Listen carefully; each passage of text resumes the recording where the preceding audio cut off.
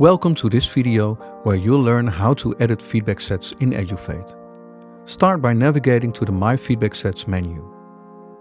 On the left, you can preview a feedback set's content. On the right, you'll find buttons to duplicate, share, edit, or delete a feedback set. Let's begin by using the Edit button. You can change questions and statements, as well as the way students respond to them. You can add, delete, or reorder the standard responses, called feedback tags.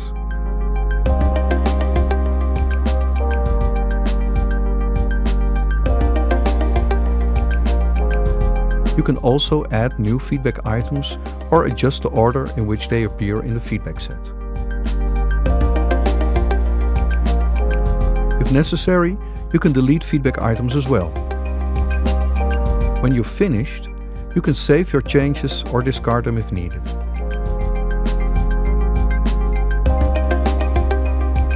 Next, let's explore the duplicate feature. This allows you to create a copy of a feedback set, rename it, and edit it to suit your needs.